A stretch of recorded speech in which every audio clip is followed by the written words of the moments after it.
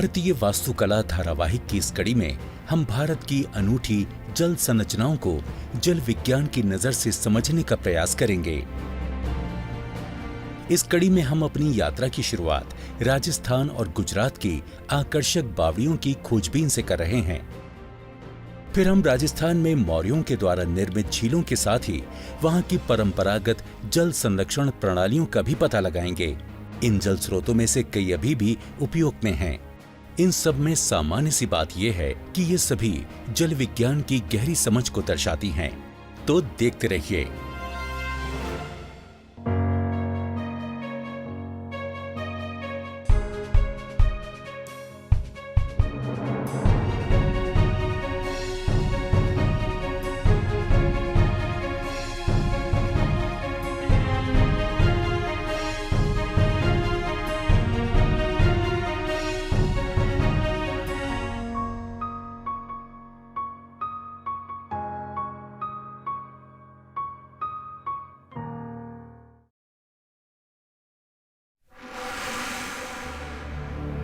गुजरात और राजस्थान की शुष्क भूमि में पानी की विकट समस्या है।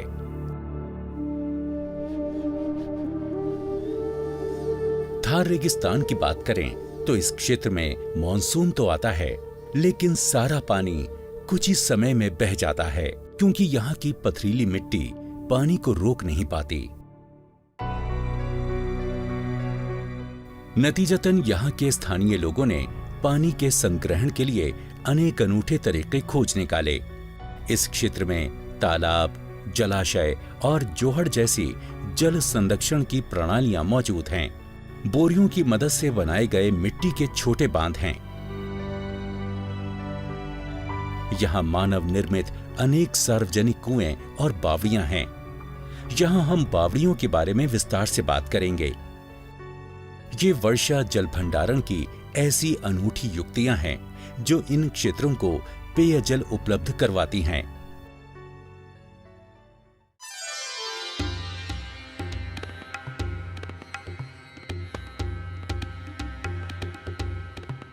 हम सबसे पहले राजस्थान में स्थित अनोखी चांद बावड़ी का रुख करते हैं। इस ऐतिहासिक बावड़ी का निर्माण 8वीं से 9वीं शताब्दी के दौरान किया गया था। इसे विश्व की सबसे बड़ी बावड़ियों में से एक माना जाता है। ऐसा माना जाता है कि इसे निखुंबा वंश के राजा चंदा द्वारा बनवाया गया था। हालांकि ये बिल्कुल कुएं जैसे लगते हैं, लेकिन ये कुआं न होकर एक बावड़ी है। असल में जहां आधुनिक कुओं से पानी केवल चरखी प्रणाली से निकाला जाता है, वहीं बावड़ियों में कुओं तक पहुंचने के लिए सीढ़ियां होती हैं, जिनके द्वारा पानी तक पहुंचा जा सकता है। जहां इमारतें जमीन के ऊपर होती हैं, वहीं बावड़ियां जमीन के नीचे बनाई जाती हैं। इसलिए ये उल्टी इमारत सी भी दिखती हैं। इसलिए विभिन्न निर्माण सामग्रियों के द्वारा इनकी चार दीवारियों को मजबूत बनाया जाता है। एक बावड़ी में आमतौर पर पानी तक नीचे पहुंचने के लिए सीढ़ियां होती हैं। इन सीढ़ियों में बीच बीच में चौकियां और मंडप भी होते हैं। तो इस प्रकार से ये बावड़ियां प्रार्थना और ध्यान के लिए एक शांत स्थल बन गई हैं।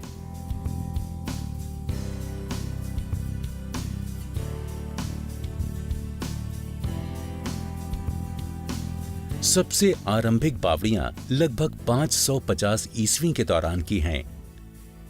एक अनुमान के अनुसार केवल गुजरात और राजस्थान में ही 3000 से अधिक बावड़ियां बनवाई गई थीं। बावड़ियों के प्रकार और स्थान के आधार पर उनकी वास्तुकला की कई शैलियां देखने को मिलती हैं। हालांकि इनके दो प्रकार अधिक देखे जाते हैं, एक कदम तालाब और दूसरा कदम बावड़ी। कदम तालाब आमतौर पर चारों ओर से खुला और अपेक्षाकृत उथला होता था। दूसरा कदम बावड़ी एक संकीर्ण शाफ्ट वाली होती थी, जो पूर्ण या आंशिक रूप से सूर्य के प्रकाश से सुरक्षित रहती थी, जिसका निचला हिस्सा अधिक गहरा और गोलाकार होता था।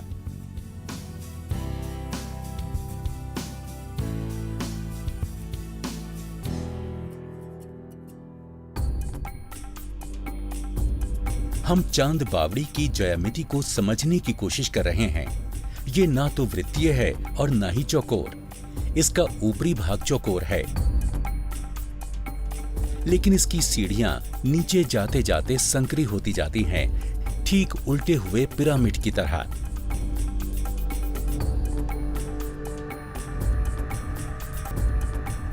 ये संरचना 13 मंजिला गहरी है। दीवारों के साथ 3 तरफ की पंक्तियों में सीढ़ियां हैं। 3500 संकीर्ण सीढ़ियों को इस प्रकार से समरूपता में व्यवस्थित किया गया है जिससे 20 मीटर गहराई के पानी के पोखर तक पहुंचा जा सकता है। इस बावड़ी में देखी गई इतनी सुंदर ज्यामिति आश्चर्यजनक है। ये पैटर्न एक जादुई भूल भुलैया से दिखता है। तो बावड़ियां काम कैसे करती हैं? असल में वास्तुकला की ये अनूठी संरचनाएं मूल रूप से स्थानीय लोगों को भूमिगत जल भंडारों तक आसानी से पहुंचाती हैं। विश्व के मीठे पानी का लगभग 30% हिस्सा भूजल के रूप में मौजूद है। गुरुत्वाकर्षण बल के कारण पानी नीचे की ओर तब तक रिसता जाता है जब तक चट्टानों की कठोर परत नहीं आती। इन चट्टानों से पानी गुजर नहीं पाता। चट्टानों की ऐसी परतों में पानी भरा होता है। इस क्षेत्र को संतृप्त क्षेत्र कहा जाता है। संतृप्त क्षेत्र से ऊपर जल स्तर होता है। भारतीय बावड़ियों को बनाने के दौरान जमीन की खुदाई तब तक की जाती है जब तक संतृप्त क्षेत्र नहीं आ जाता। एक बावड़ी लगभग एक तालाब सी होती है जिसमें पानी जमा होता रहता है। ऐसे जल स्रोत पानी को नदियों में मिलने से रोकते हैं। इन स्मारकों के निर्माण में बहाव और प्रबलता जैसे पानी के अंतर्निहित गुणों का विशेष ध्यान रखा जाता है। ऐसी जल संरचनाओं के आकार भू आकृति विज्ञान के आधार पर भी निर्धारित किए जाते हैं, जिसके अंतर्गत भूमिगत जल के बहाव और जल विज्ञान की परिस्थितियों पर विशेष ध्यान रखा जाता है।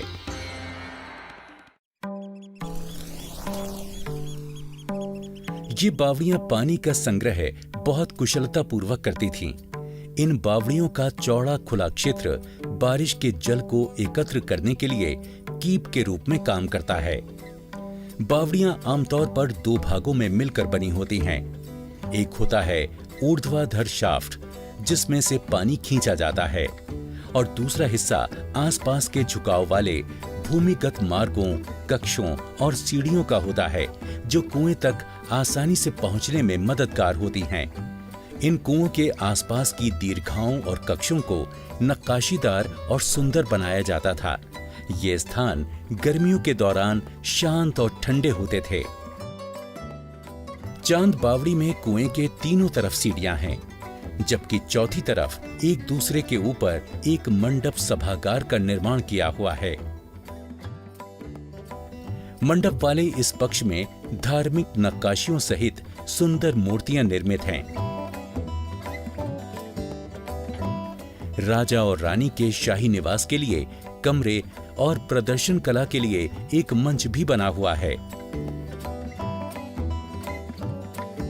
पानी के संरक्षण के अलावा चांद बावड़ी अभानेरी के स्थानीय लोगों के लिए एक सामुदायिक स्थल के रूप में भी उपयोगी थी।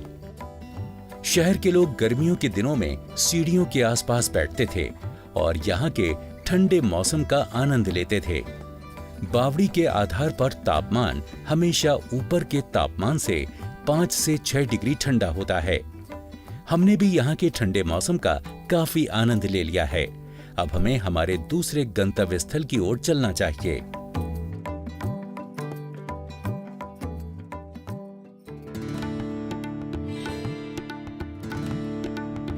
हमारा दूसरा पड़ाव गुजरात के पाटन में स्थित रानी की वाव है।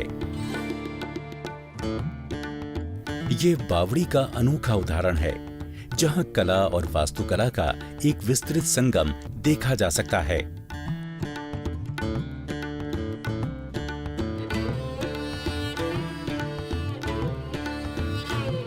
इस बावड़ी का निर्माण 11वीं सदी में विधवा रानी उदयमती ने अपने पति राजा भीमदेव प्रथम की याद में करवाया था। राजा भीमदेव प्रथम अन्हिलवाड़ पाटन के सोलंकी वंश के संस्थापक मूलराज के बेटे थे। रानी की वाव देश की सबसे बड़ी बावड़ियों में से एक है। ये बावड़ी करीब 64 मीटर लंबी और 20 मीटर चौड़ी है। मूल रूप में ये 7 मंजिला इमारत थी, लेकिन इसकी 5 मंजिलों को ही अब संरक्षित करके रखा जा सका है। ये जमीन के स्तर पर एक गलियारे के साथ शुरू होती है। इसके बाद 4 मंडपों की एक श्रृंखला है जो पश्चिम की ओर बढ़ती मंजिलों के रूप में है। इस बावड़ी की भव्य संरचना को देखकर कोई भी आश्चर्यचकित हुए बिना नहीं रह सकता। यहाँ गुणवत्ता युक्त एवं कलात्मक सुंदर मूर्ति कला को देखा जा सकता है। यहाँ धार्मिक, पौराणिक और लौकिक छवि वाली 5000 से अधिक मूर्तियां और हजारों नक्काशीदार आकृतियां इसकी सुंदरता को बढ़ाती हैं। कुछ भव्य और जटिल नक्काशियों वाली अनुपम मूर्तियों में अप्सराओं की मूर्तियां, विष्णु के विभिन्न अवतारों और देवी महिषासुर का वध करने वाली माता देवी की मूर्तियां शामिल हैं। इसके अलावा वहां रानी की वाव में नीचे कक्ष भी बनवाए गए थे। यहां शाही परिवार गर्मियों के महीनों में आराम कर सकता था। इस बावड़ी का पानी प्राकृतिक एयर कंडीशनर के रूप में काम करते हुए नीचे के तापमान को सतही तापमान से 5 से 6 डिग्री कम रखता था। चारों ओर से देखकर ही हम इस बावड़ी की सुंदरता और बनावट को अच्छी तरह से समझ सकते हैं। इसकी सीढ़ियां आसपास के जलस्तर की निचाई तक हैं। मानसून के दौरान जब जल स्तर अधिक होता है तब पानी ऊपरी सीढ़ियों तक आ जाता है।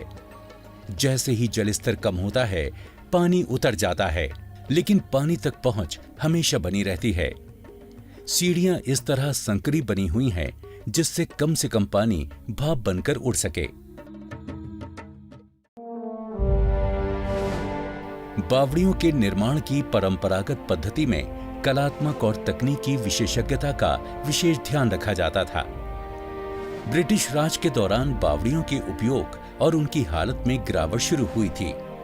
उस समय से पंपों और पाइपों का उपयोग अधिक होने लगा, जिससे इन बावड़ियों के महत्व को नजरअंदाज किया जाने लगा। हालांकि बावड़ियां तकनीकी, वास्तुकला और कलात्मक संपन्नता को प्रकट करते हुए भूजल के भंडारण में महत्वपूर्ण भूमिका निभाती हैं, लेकिन आज अनेक राज्यों में इनकी हालत जर्जर हो चुकी है।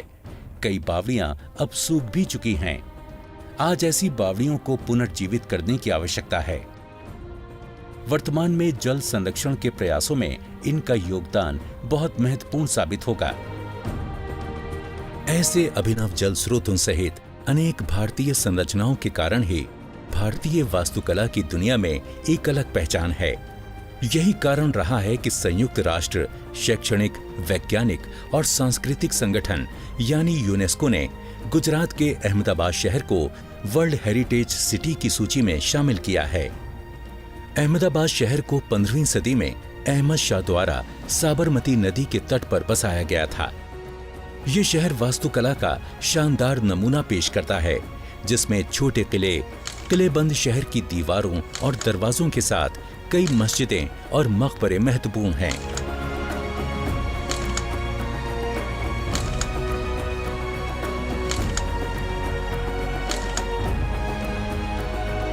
चलिए अब हम वापस अपने मूल विषय पर आते हैं और देखते हैं दूसरी अनोखी जल संरचनाओं को। चलिए अब दूसरी जल संरचनाओं का पता लगाने के लिए आगे बढ़ते हैं। प्राचीन काल में पानी तक आसान पहुंच बनाए रखने के लिए कृत्रिम तालाबों और झीलों का निर्माण भी किया जाता था। जूनागढ़ स्थित रुद्र दमन के 150 ईसा पूर्व के अभिलेखों में जूनागढ़ की सुदर्शन झील के बारे में जानकारी मिलती है, जिसे मूल रूप से मौर्य सम्राटों द्वारा बनवाया गया था। शायद ये भारत में निर्मित कृत्रिम झीलों में सबसे पहली झील थी। हालांकि अब ये झील मौजूद नहीं है। ये बहुत ही दिलचस्प तथ्य है कि भारत में तकरीबन 13 लाख मानव निर्मित झीलें और तालाब थे। रिकॉर्ड बताते हैं कि इस झील को चंद्रगुप्त मौर्य के समय से गुप्त साम्राज्य तक संरक्षित रखा गया था। इस प्रकार ये झील लगभग 800 वर्षों की अवधि तक बनी रही। 9वीं शताब्दी में इसके तटबंध को बहुत नुकसान हुआ। झील की लगभग 100 फीट मोटी दीवार ढह गई थी, जिसके कारण इसमें पानी नहीं भर पाता था और इस तरह ये झील सूख गई। आइए अब हम उस तालाब की ओर चलें जो अभी भी अस्तित्व में है। इसके लिए हम मध्य प्रदेश की राजधानी भोपाल की ओर रुख करते हैं। भोपाल की झीलें इस शहर की पहचान हैं। असल में इस शहर को इसका नाम भोजपाल से मिला है, जिसका अर्थ है राजा भोज का बांध। यही इस शहर में सबसे बड़ी झील है। यही तालाब बड़े तालाब के नाम से भी प्रसिद्ध है। इस शहर में 40% जल आपूर्ति इसी तालाब से होती है। इसका निर्माण राजा भोज द्वारा 11वीं सदी में करवाया गया था। बड़ा तालाब और छोटा तालाब दोनों मिलकर भोज नम भूमि क्षेत्र बनाते हैं। बड़ा तालाब यकीनन भारत में सबसे पुरानी मानव निर्मित कृत्रिम झील है।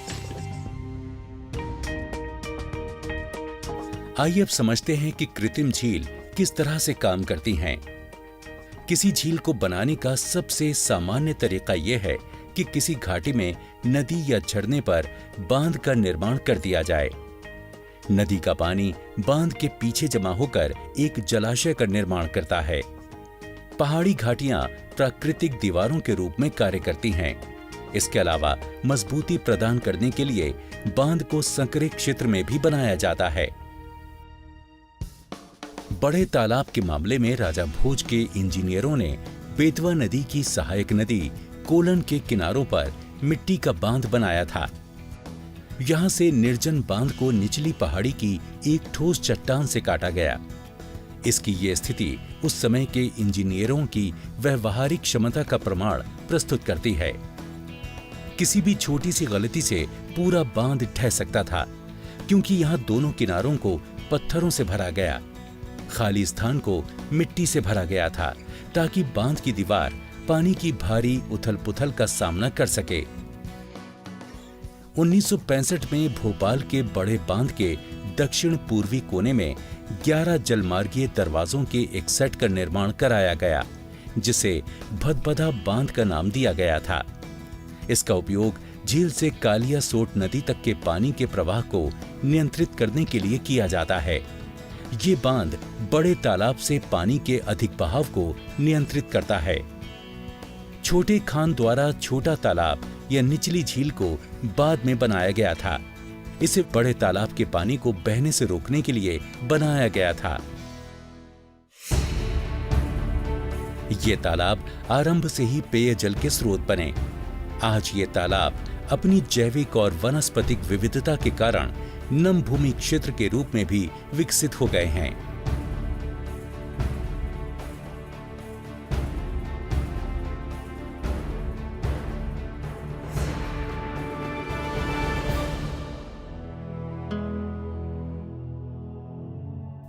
हम राजस्थान के सबसे सूखे क्षेत्रों में से एक अलवर जिले की ओर चलते हैं, जहां गर्मियों में सभी जल स्रोत सूख जाते हैं।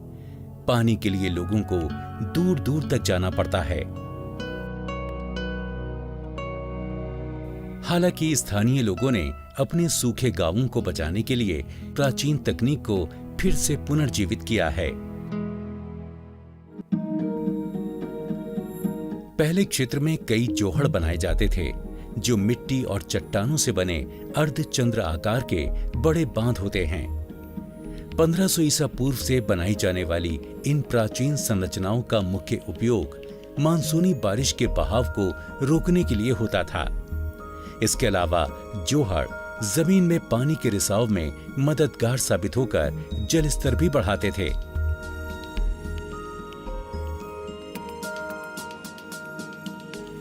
एक बड़े जोहड़ के दो मुख्य कार्य होते हैं।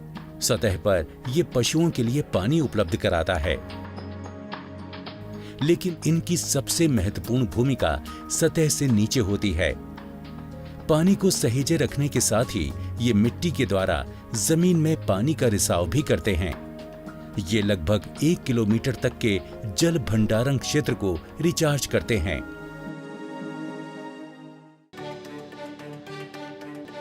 भूजल की मात्रा अच्छी होने से सूखे मौसम में भी ग्रामीण कुओं से भरपूर पानी का उपयोग करके खेतों में गेहूं, सरसों और सेम की फसलों की सिंचाई करते हैं। इन विशाल संरचनाओं के साथ सबसे बड़ी समस्या पर्याप्त जनशक्ति की आवश्यकता संबंधी होती है। आमतौर पर ऐसे जल स्रोत सामुदायिक परियोजनाओं से बनते हैं। अकेला एक परिवार जोहड़ का निर्माण नहीं कर सकता। ऐसे कार्यों में हर ग्रामीण आपस में हिस्सेदारी रखता है, इसलिए सभी आपस में मिलकर इसका निर्माण कर इसे बनाए रख सकते हैं। सन 1985 से सन 2007 के बीच 6,500 वर्ग किलोमीटर के क्षेत्र में बसे 1,068 गांवों में लगभग ऐसी 8,600 संरचनाएं बनाई गईं। इन जोहड़ों का प्रभाव शानदार रहा। अनेक क्षेत्रों में जल स्तर ऊपर उठा। कई स्थानों पर जल स्तर 100 मीटर से ऊपर उठकर 13 मीटर से लेकर 3 मीटर पर आ गया। अब अलवर और उसके आसपास के 10 जिलों में तकरीबन 4,500 जोहड़ अस्तित्व में हैं। संरक्षित जल संग्रहण क्षेत्रों और गांव के जलाशयों के पुनरुद्धार प्रभाव के कारण एक समय मरणासन हो चुकी 5 नदियां अब सदा नीरा हो गई हैं। वन आच्छादन 7% से बढ़कर 40% हो गया है। कृषि भूमि में 5% का इजाफा हुआ है और खेती से आय भी बढ़ी है। और अब महिलाओं को पानी लाने के लिए गांव से दूर जाने की जरूरत नहीं रही है। प्राचीन जोहड़ इस क्षेत्र में जल संरक्षण में मुख्य भूमिका निभा रहे हैं।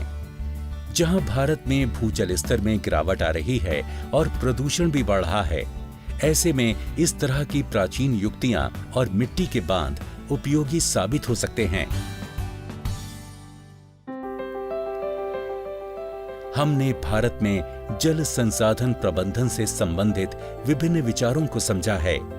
इसके साथ ही जल स्रोतों से संबंधित स्थापत्य कला को भी हमने बारीकी से जाना है। हमने विज्ञान और प्रौद्योगिकी की मदद से तैयार की गई ऐसी अनेक नवाचारी जल संरचनाओं को भी देखा, जो हमारे देश की भौगोलिक और सांस्कृतिक विशिष्टता की पहचान भी हैं।